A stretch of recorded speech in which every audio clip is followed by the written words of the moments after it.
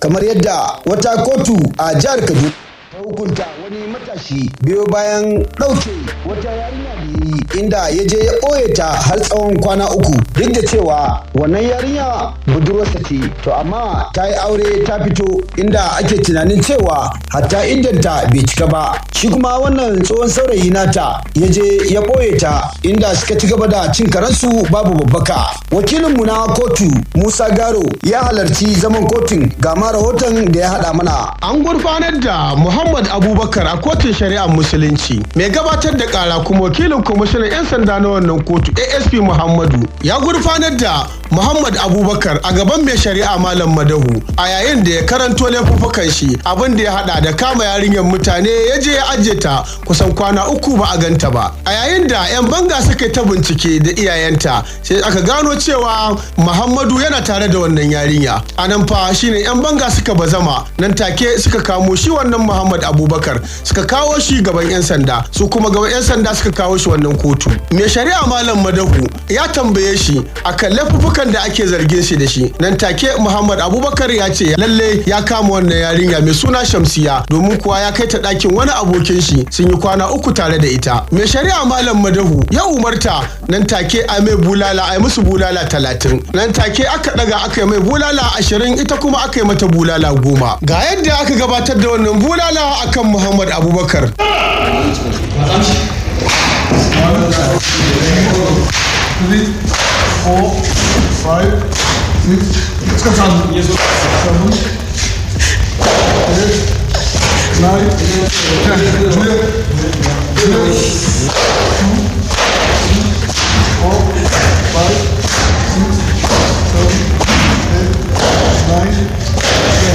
Bayan yin wannan bulala mun ji ta bakin Muhammad Abubakar akan abin da ya aikata ga abin da yake bayyana mana. Menene da sunanka? Muhammad Abubakar. To Abubakar wannan menene ya faru ka zo kotun shari'a musulunci? Wani dan matsaloli ne da suka faru sakamakon na yi wata budurwa a da so shine dai ya sa ta yi aure kuma sai ta fito tana nema na muka haɗu takaice dai an dai samu matsala dai yanzu da aka shine aka turo mu kotu. Kai kana wannan unguwa ne? Ina nan Malalin Gabas. To amma to da farko da lokacin da take budurwa ka neme ta a matsayin ta budurwa? Na neme ta a matsayin budurwa. To da ta auren kuma ta tafi wannan gari ta tafi yin auren? Buruku. A Buruku ta aure? To lokacin da take a cikin ta da auren ka taba haduwa da ita ko baka taba haduwa da ita ba? A'a. Na? A'a. To kuma to yanzu menene ya faru a ga su an muku bulala guda 30 kai da ita? To abin da ya faru kenan dai zuwan da ta yi da aka zo aka same ni ita shi yasa aka mana wannan hukunci. Ko kun yi zamantakewa na aure da ita ne? Na'am. Eh? Da ita? To yanzu gashi wani hukunci aka yanke maka? To na dai an dai mana bulala dai ita an mata 10 ne amma 20. To amma yanzu kuma daga baya yanzu gashi abubuwan da ya faru shin kai ladama akan wannan abu? Ladama sosai kuma Allah sa ya zamanto wannan shine na farko kuma shine na ƙarshe ya zamanto izina a gaban wajen wasu haka masu irin wannan hali na daban. To bayan ta dawo auren nata da wata nawa da mutuwar shi? Gaskiya ban sani ba. Ya kai wata 3?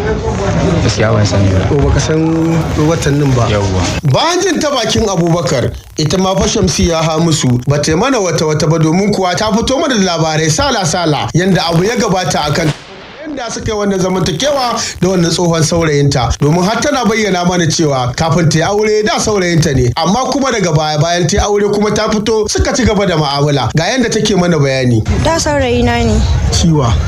Muhammadu. Wannan unguwa kuke zaune? Muna Malali ne. Shi yana Malali ne ina Mando. Ok, kina Mando da zama? Eh. To menene ya faru tsakaninku har ku zo wannan kotu? Saurayina ne tun kafin ya aure. To kin yi aure ne yanzu? Na yi aure kuma na fito. To da fitowar ki wata nawa kenan? Na shiga na 3. To me ake zargin kun aikata bayan fitowar ki daga gidan mijinki? Na fito sai muka haɗu da shi. A ina kuka haɗu? Mun haɗu da shi da sallah da farko. Na'am. Sai muka haɗu da shi muka yi magana sai ya ce min yaushe ran zo mu haɗu. sai na ce mishi a'a sai dai ya zo gidanmu muka tau tare da shi kwanan mu 3 da shi shine su ma suka neme ni ba su ganni ba da yake sun san muna tare da shi suka je gidansu ba sanar da hukumar unguwar suka kama mu aka kai mu office daga nan muka zo station to mun zo station daga nan muka zo kotu. To menene ya faru tsakanin ku bayan haduwar taku kwana 3? Tare da shi muke. Ok, kun kwanta tare da shi? Kwana 3 kai da shi? A gidan ba, amma haduwar mu na farko ne wani abu ya shiga tsakanin mu. To yanzu gashi an kawo kotun shari'ar musulunci, menene fatan ki ga su kansu yan mata wajen yadda da su kansu samari? Babu abin da zan ce sai dai su taka tsantsan dan mazan yanzu wasun su ba na kirki ba ne. To amma ke ya sa miki wani magani ne a cikin abinci ko kuma a'a kawai da yadda ke ne har kika yi wani abinci? Da ina son shi ne, an ce ya fito gidanmu sai fara kawo kuɗin sadaki ba haka ba. Ni kuma Allah ya fito min da wani ne aure kuma mu da ƙarshe muka rabu da shi. To amma da kika yi auren ba sai ki rabu da shi wannan din ba ki kyale shi kawai ki ci gaba da zaman auren ki ba? Bana da aure ai muka haɗu. Shine nace da ba saurayin ki bane. To kuma daga baya kin yi aure me yasa baki zauna gidan miji kin yi hakuri kin zauna ba? To Shamsu ya gashi an muku bulala 30 shi an mai 20 ki an miki 10 wani kira ki da shi ga yan mata? Babu abin da zan ce musu sai dai su haƙuri su taka tsantsan. To mu anan sai mu ce ya kamata yan mata fa ya hattara. Ƙarshen rahoton kenan Musa Garo idan gari. To sai mu ce an gaishe da Musa Garo da wannan kokari tare da fatan matasa za su yi wa kansu karatun tanatsu domin kaucewa fadawa irin wannan hali domin kuwa duk abin da ya kasance komai soyayyanka da shi ka yi haƙuri to babu shakka za ka same shi ta hanyar da ya dace. To shi